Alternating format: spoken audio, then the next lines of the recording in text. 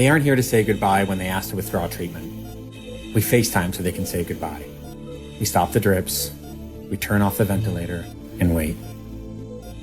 Your hands upon theirs. You think of their family at home sobbing. Someone starts saying a prayer. You can't help but cry.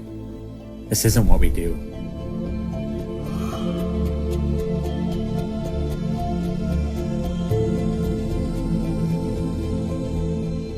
Wake up at 6:30 a.m. Priority is making a big pot of coffee for the whole day. Because the place by the hospital is closed. The Starbucks too. It's all closed. On the walk, it feels like Sunday. No one is out. Might be the freezing rain, or it's early. Regardless, that's good. Walk in for your 8 a.m. shift. Immediately struck by how the calm of the early morning city is transformed. The bright fluorescent lights of the ER reflect off everyone's protective goggles. There is a cacophony of coughing. You stop, mask up, walk in. You take sign up from the previous team, but nearly every patient is the same, young and old. Cough, shortness of breath, fever. They are really worried about one patient, very short of breath, on the maximum amount of oxygen we can give, but still breathing fast. You immediately assess this patient. It's clear what this is and what needs to happen. You have a long and honest discussion with the patient and family over the phone. It's best to put her on life support now, before things get much worse. You're getting set up for that, but you're notified of another patient coming in. You rush over. They're also extremely sick, vomiting. They need to be put on life support as well. 2 patients in rooms right next to each other, both getting a breathing tube. It's not even 10 a.m. yet. For the rest of your shift, nearly every hour you get paged.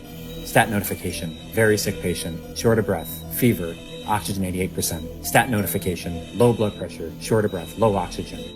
Stat notification, low oxygen, can't breathe, fever. All day. Sometime in the afternoon, you recognize that you haven't had any water. You're afraid to take off the mask. It's the only thing that protects you. Surely you can last a little longer. In West Africa during Ebola, you spent hours in a hot suit without water. One more patient. By late afternoon, you need to eat. Restaurant across the street is closed. Right, everything is closed. But thankfully, the hospital cafeteria is open. You grab something, wash your hands twice, cautiously take off your mask, and eat as fast as you can. Go back, mask up, walk in. Nearly everyone you see today is the same. We assume everyone has COVID-19. Where did all the heart attacks and appendicitis patients go? It's all COVID. We're all being asked to do things we've never done before. Try to predict which COVID patient will crash if you send them home and which won't. Talk to palliative care. Talk to family members. Long discussions about likely outcomes. Listen as family members sob. They aren't here to say goodbye when they ask to withdraw treatment. We FaceTime so they can say goodbye. We stop the drips, turn off the ventilator, and wait. Your hands upon theirs. You think of their family, at home, sobbing. Someone starts saying a prayer. You can't help but cry. This isn't what we do. You stand by, you wait. This isn't what we do. You stand by, you wait. Time of death, 7:19 p.m.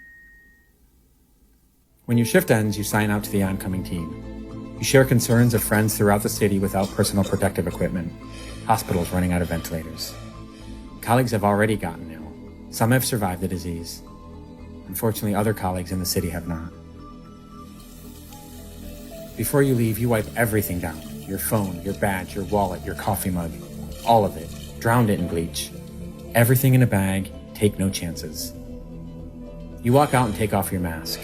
You feel naked and exposed. The streets are empty.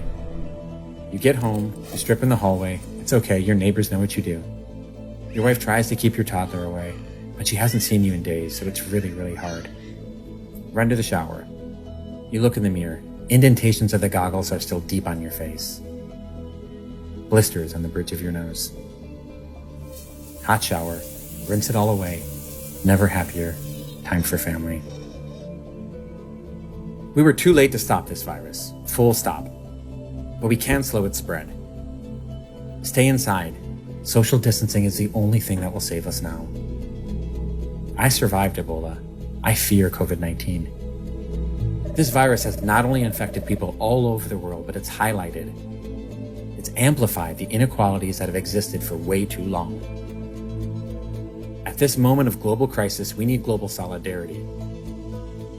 And never, ever have scientists, frontline providers, grocery workers, and people doing everything that they can every day to keep our society functioning throughout this, never have they been seen as the heroes that they really are.